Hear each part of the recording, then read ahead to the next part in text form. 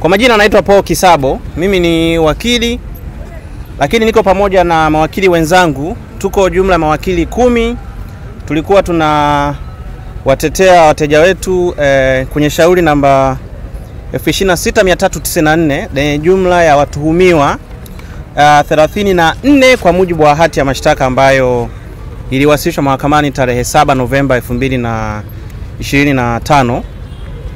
Sasa leo shauri lilikuwa limepangwa kwa ajili ya kutajwa, lakini cha kushangaza ni kwamba watuhumiwa hawajaletwa mahakamani na upande wa jamhuri haujaeleza sababu yoyote ya kutokuwafikisha watuhumiwa mahakamani, kinyume na amri ya mahakama ambayo ya mara mwisho ilikuwa ni kwamba leo wanasheria kuja kutajwa watuhumiwa waletwe mahakamani.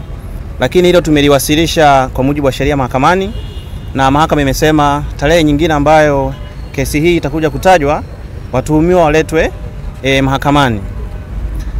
Lakini upande wa jamhuri wamesema kuhusiana na upelelezi kwamba haujakamilika.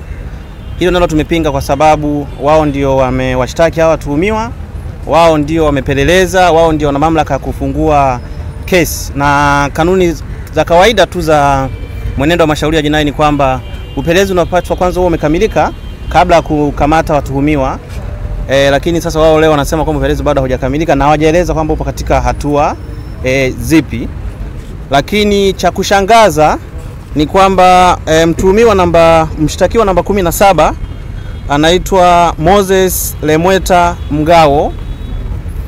Mahakama imetueleza kwamba huyu mtu hajawahi kufikishwa mahakamani, lakini cha kushangaza kwenye hati ya mashtaka yupo, na hati za mashtaka zinavyoandaliwa huwa pia zinakuwa na particulars, yani zinakuwa na wasifu wa huyo mshtakiwa. Huyu mshtakiwa namba 17 kwa mujibu wa hati ya mashtaka ambao ni public document, imeandikwa ana umri wa miaka 33, kabila lake ni Masai, kazi yake ni mlinzi, dini yake ni Mkristo, na makazi yake imeandikwa Masaki. Sasa kwa sababu tumeambiwa kwamba huyu mtu hajawahi kufikishwa mahakamani, na kwa hiyo nitoe wito sasa kwa ndugu zake au ambaye anamfahamu waweze pengine kutupatia taarifa za wapi alipo, kwa sababu jina lipo kwenye hati ya mashtaka, lakini huyu mtu hajafikishwa mahakamani.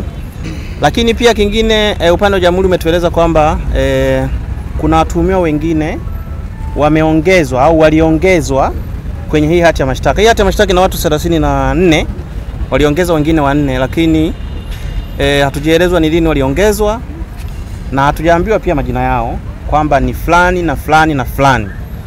Kwa hiyo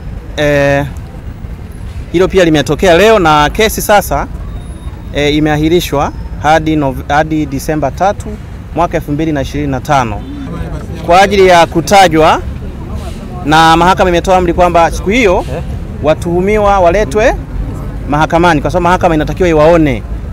Na kama mnakumbuka tarehe iliyopita baadhi ya watuhumiwa walikuwa wana majeraha, tuliomba kwamba wapelekwe hospitali wakatibiwe na ripoti iwasilishwe mahakamani.